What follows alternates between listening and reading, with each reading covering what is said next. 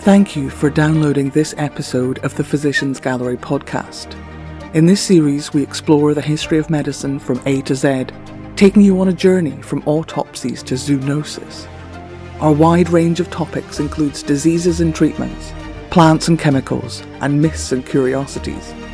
Please support us and help us to reach new audiences by liking, following, or leaving a comment on whatever podcast platform you are listening on. We hope you enjoy the podcast.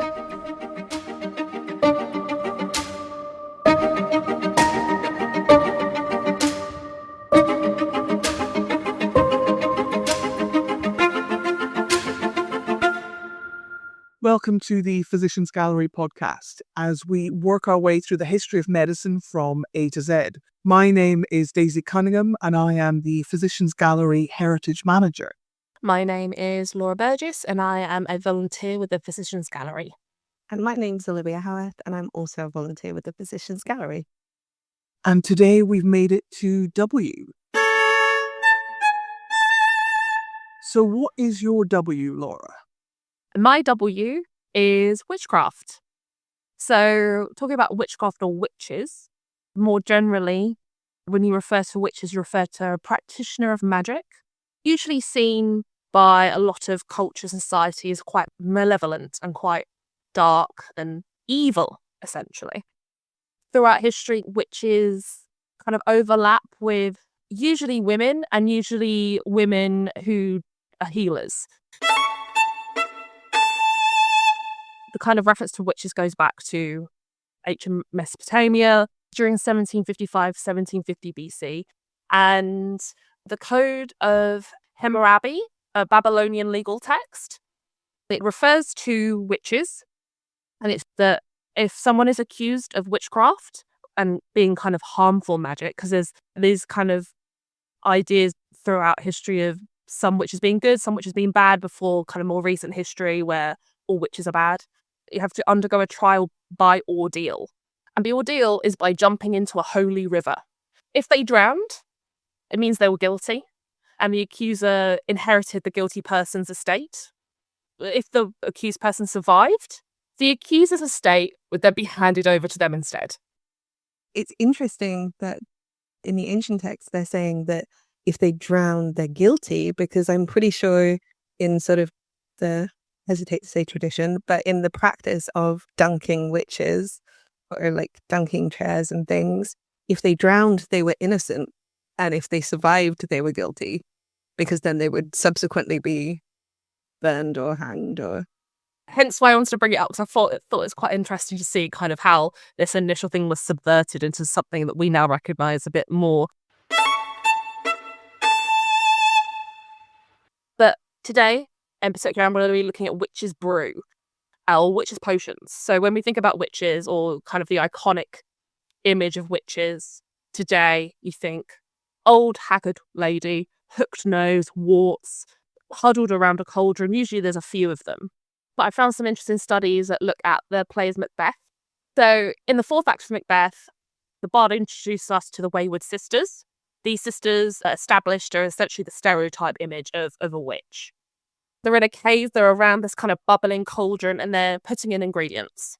The ingredients that they include is poison extractions of a toad, root of hemlock, slips of yew, and a few other items. So I found some quite interesting literature about people reviewing these and seeing how they connect to modern medicine and kind of how they've been used. So the first one we're kind of going to look at is the toad venom. So this idea of frogs and toads in medicine is not a new concept. Again, I'm going to keep linking these back to old episode. I don't know if you guys remember the episode of the pregnancy tests and using urine on frogs. So again, we're bringing back to our amphibian friends. And this idea of extracts from toads and frogs being used for medicinal purposes is not new, and it's still kind of used. So the giant monkey frog is found in a rainforest of South Africa, and it secretes this substance called cambo. I think that's how it's pronounced, which is used in shaman ritual of the same name. There's kind of lots of iterations of or examples of different societies using extracts of frog for medicinal purposes. Not always bad, But unfortunately for this one, Cambo had a few kind of nasty side effects if used. And usually it was administered by a shaman who would burn a patient with a sharp stick and then apply the Cambo to the wound for it to get into the system. And it's supposed to, assist with a wide variety of ailments. However, most scientific examinations have shown it to be quite dangerous because it can because the secretion is used as a defense against other predators. So it actually makes the person feel like nauseous and can cause dizziness, vomiting, tachycardia, things like that. So in South America, there is another frog, a poison dart frog that basically secretes the alkaloid that researchers have found that can actually help treat movement disorders, seizures, and some forms of epilepsy. And other researchers have found that the toxins that act as protease inhibitors, but they actually propose could be used to manage HIV, hepatitis, and some cancers. So I've given two kind of examples there of frogs being used both in kind of more Western medicine and other instances. And it kind of shows that, frogs have been used in medicine, not always by witches, but there is kind of this backing that shows that this idea of venom from a frog being used in these potions actually has some medicinal properties that have since been used. I'm going to move on because poor frogs, I feel bad that they just keep getting nabbed in these jungles. So hemlock is the next one that is referenced, and I'm sure people are familiar with hemlock. It has, again, we've spoken about it before. In the case of Socrates, the self-administered execution. I think, Daisy, we've talked about this before. And it is a flowering plant that works on the nervous system and ultimately leads to death. I feel like I've always attributed hemlock to poison. It's always kind of seen as a very poisonous thing. Stay away from it.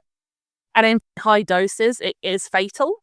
And it will start with a weakness of the lower extremities and eventual death by asphyxiation due to paralysis of the diaphragm. Other symptoms you see are fixed pupils, weak pulse, loss of urine control, and nausea. Again, I think this is also seen in Socrates because he lays kind of paralyzed as he slowly dies, which is honestly one of the worst ways to go, I think. But in lower dosages, it's found to be quite beneficial for pharmaceutical purposes. So in ancient Greece and Arabia, it was used as an anesthetic and to deal with some movement disorders. Some lesser scientific and outdated homeopathic studies are still being cited to propose hemlock as a treatment for breathing problems, teething in babies, anxiety, etc. Luckily, I don't think those have gone very far because it's still a deadly and toxic plant. And then there's the slips of yew. Yew is a plant. The trees can grow up to 80 feet tall, which I thought was very, very impressive. And the bark and the leaves contain a bioactive substance that can be used in these potions. Ingestion of small doses usually causes stomach discomfort and vomiting. Higher doses can cause cardiac side effects, such as arrhythmias. And there is one documented case that it actually caused death. But it should be noted that the case happened in 1987 and the woman ingested 150 yew leaves, which most people, I don't think, will be doing that. And I'm not sure why she did, but that's the kind of one case of death attributed to the leaf. And in 1964, there's been studies that have found the extracts of yew bark could kill cancer cells. And they're trying to isolate a compound within the tree to try and develop it into, or they did in the 70s, develop into a treatment for cancer. So again, another example of kind of natural ingredient that has since been developed within modern medicine. So those are the three main ones that are referenced actually within Macbeth. These are some examples of kind of these ingredients into this witch's cauldron, despite it being seen as quite evil. A lot of the ingredients are used for positive benefits in medicine when used with the right dosage, I'm going to say. And maybe don't actually try any of these in real life because I feel like you're going to hurt your tummy. And can we also apply that disclaimer to everything we've ever said or will say on this podcast? Thank you. Yes. I was going to say those three ingredients, toads and yew and what's the other one? Hemlock. Hemlock. Sorry, my brain's gone. Those three ingredients, toads and yew and hemlock, all also have an association with kind of potentially hallucinogenic properties. Anytime anyone mentions toads and witchcraft, I think of like drugs that have been used in sort of to create hallucinogens.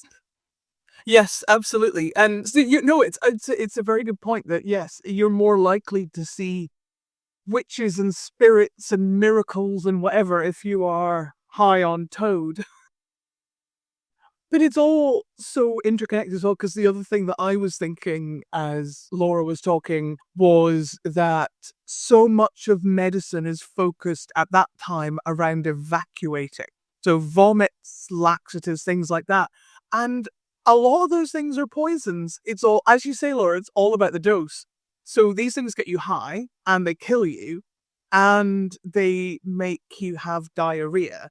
And it's all about what the dose is as to what the purpose is. So is it medicine? Is it a poison? Is it witchcraft? It's all levels of the same thing, really, isn't it? And some of those negative, what we would call negative symptoms or reactions to it would have been the desired result at the time. Yeah, exactly. It's all about getting things out of you. And as you say, you wouldn't want that now. And you probably didn't entirely want it then, but that was what medicine was supposed to do. So what's your W then, Olivia? I've gone for warts. So there's kind of a relation between witchcraft and warts. There's the idea that a wart might be misconstrued for a witch's mark, and although I think that was more generally moles and birthmarks, but the kind of negative connotations of witchcraft and the negative aesthetic appearance of warts have been linked for a very long time. But I'll start with a brief outline of what warts actually are. They're small, hard, abnormal, benign lumps on the skin, and they're caused by the human papilloma virus, otherwise known as HPV, which triggers the skin's top layer to produce too much keratin. The extra keratin makes the wart hard and rough, and it's important probably to note that all warts are caused by variants of HPV, but not all variants cause warts. People with weakened immune systems are more at risk of developing them. Likewise, children and teens are more likely to get warts than adults because their immune systems are still developing. Warts are spread through skin-to-skin contact or by touching contaminated objects. They're not usually harmful, but can be bothersome, especially if they're visible or located in areas of frequent friction. And there is that aesthetic concern throughout history. Warts have been seen as a significant cosmetic issue, leading people to try various methods of removing them. There are over 100 types of HPV, causing many different types of warts, and they're characterized by appearance and location on the body. Common types include common warts, which often appear on the hands and the knees, plantar warts, which grow on the soles of the feet. That would include things like verrucas.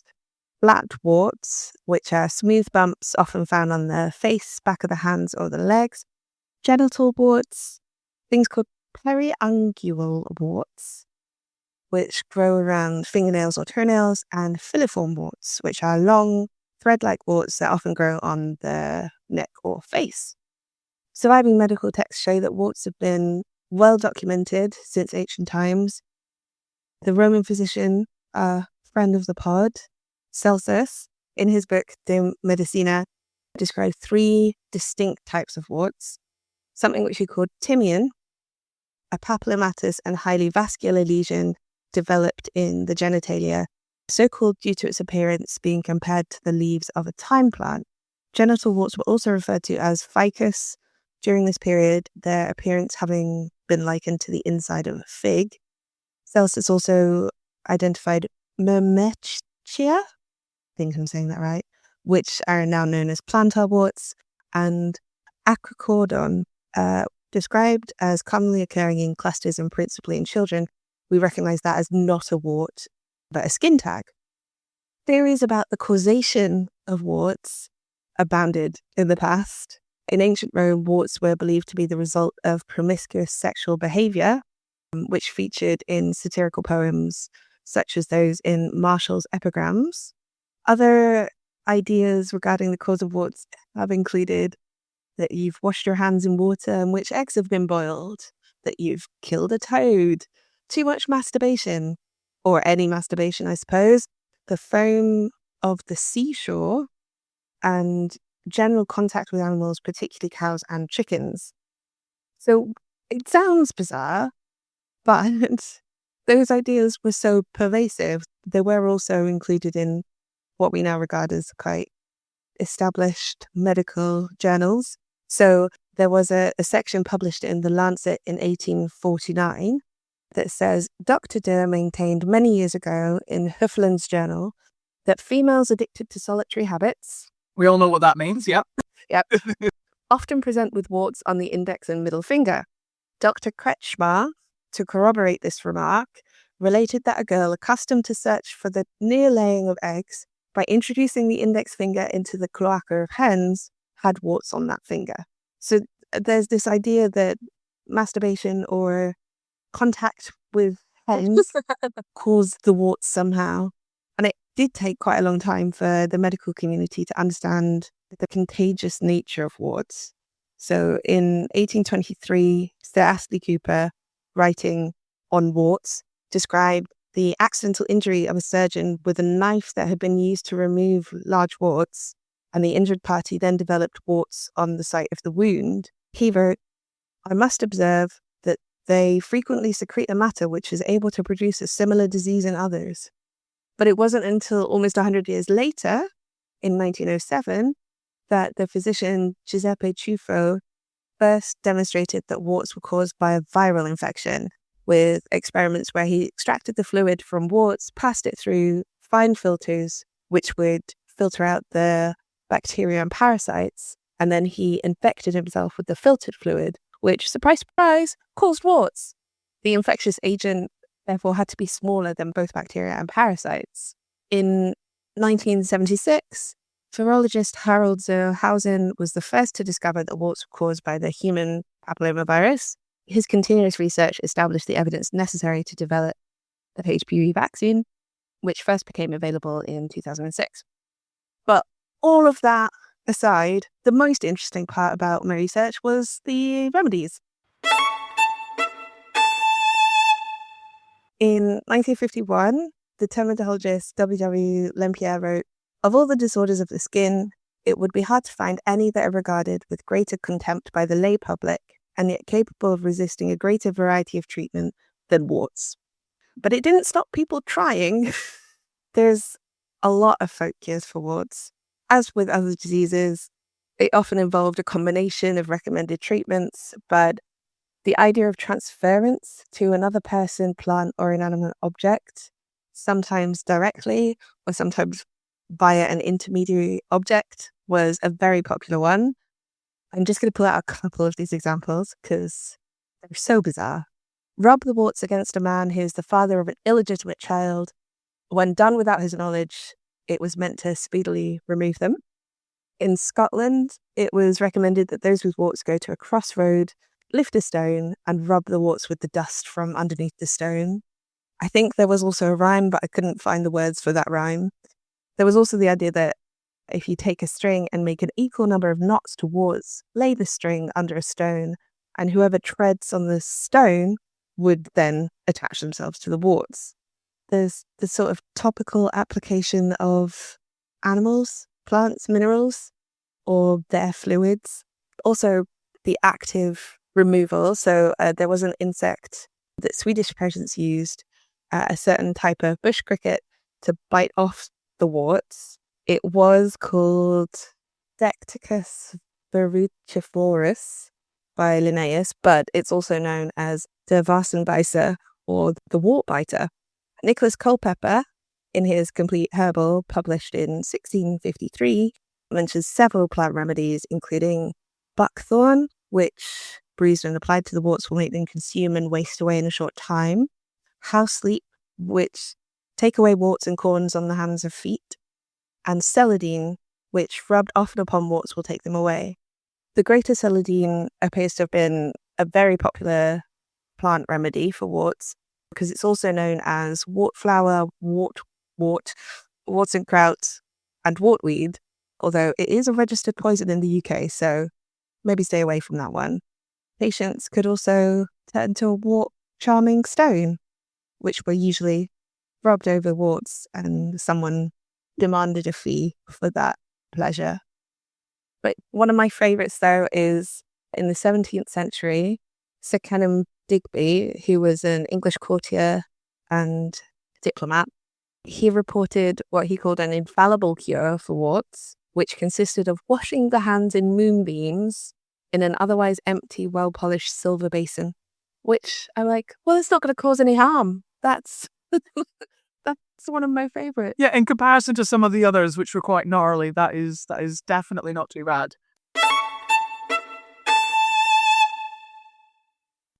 The phrase warts and all is often attributed to Oliver Cromwell.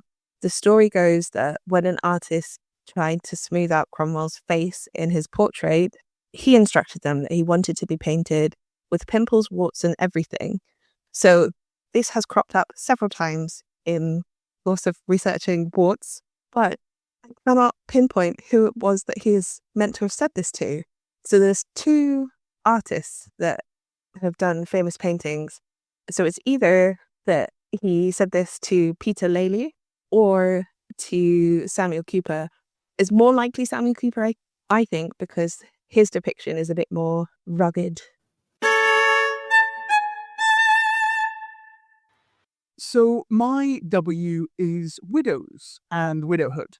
And this is all very unintentional, but it does now feel that all of our topics of witchcraft and warts and widows have turned out to be sort of interconnected. So we'll see how this goes. So we're going to start off by talking a little bit about the process around becoming a widow. So funerals and mourning and things like that. So up until really the 1900s, it was very normal for people to die at home and for the process of dealing with death to be a very personal, very communal one. You know, friends and family gather in the home to prepare the body and obviously to talk about the dead person. So there's, particularly for women, there's a lot of tasks relating to this. So the corpse is washed, the limbs are straightened and tied together, and depending on the society and the country, there may be more rituals attached to that. And when we're talking about Christian society, you know, right back to medieval times, a lot of the focus is around the idea of a good death. So it's about, you know, stoically accepting your fate. It's repenting of your sins. And again, part of a good death was dying at home in bed. That was what you were aiming for. And ideally, your death would allow for enough time to say goodbye and to sort of share words with the people that you care about. So you wanted the person to be conscious until the last moment so that they can talk to people. So this is what a good Christian death ideally looked like. And it's only really from sort of into the 1900s, maybe sort of 1930s, 40s, 50s, that it became much more normal or common for people to die in a hospital. So although hospitals existed before then, dying in a hospital was really something that only poor people did because hospitals were for poor people up until really the 1900s. If you were rich, you were treated at home. If you were poor, then you went into a charitable hospital, potentially, not necessarily. So it's really from the 1900s that a good death becomes much more focused around it being a controlled death, a medicated death. You know, you experience no pain. Everything is very clean. Everything is very sanitized. So the process of dying and what that means to the community and the family changes really at that time. And death, of course, is not just about literally the process of dying. It's about all the people around it. And so at the same time at which death becomes much more focused around the hospital, mourning as a formal process really drops off. So before then, mourning is a very ritualized and a very formal process. So you're preparing the body, but you're also preparing your home, you're hanging up your mourning curtains, which are black. You are changing your clothing. You are potentially changing your furniture. The paper that you write on becomes mourning paper. There's all these elements that kind of come into how you mourn appropriately, that once people are dying in hospitals, really a lot of that just drops off. But grief is considered to be so important. Really, up until the First World War, grief is such an acknowledged and accepted process that grief was very medicalized. So doctors in the 1500s, 1600s, and 1700s recognized grief as a physical disease that was treated by medicine. So you could treat grief with leeches, you could treat it with laxatives. I mean, obviously, this is a point when everything can be treated with laxatives. You feel like if you're very, very upset, the last thing you want is to be sitting on a toilet and vomiting as well.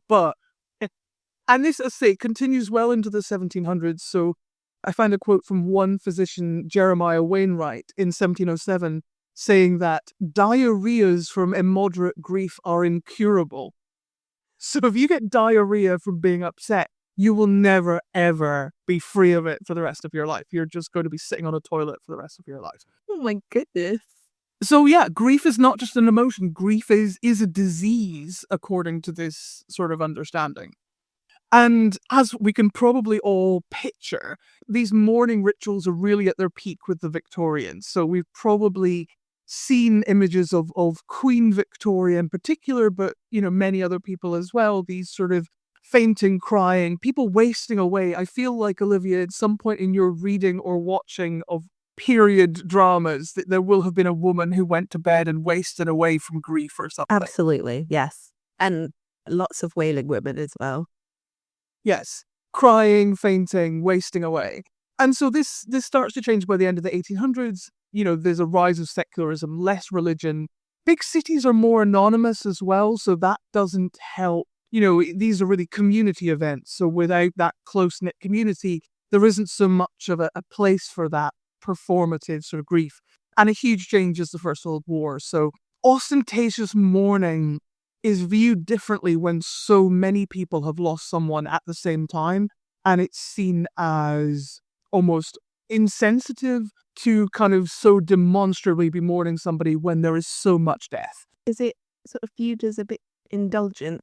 It is indulgent. It's viewed as a bit indulgent. It's viewed as insensitive to all the other people who have also lost people, and potentially more people than you have lost. They could have lost multiple relatives. But yes, it's indulgent at this time of sort of national crisis. So really people start to mourn more privately. So there is still mourning, of course, there always will be, but it's not something that's so ostentatiously visible to everyone on your street or in the area you live.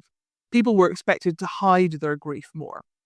And throughout all of this, the mourning rituals were always more acute for widows. Widows had much longer periods of mourning than anyone else did. Their clothes were, some people, a man might wear a black armband. A woman was expected to wear a full black everything. And so the expectations for how mourning was performed were more extreme for women. But also, of course, the impact of losing someone is more dramatic for a widow. Because if a man loses their wife, the biggest complexity potentially is, who's going to care for the children.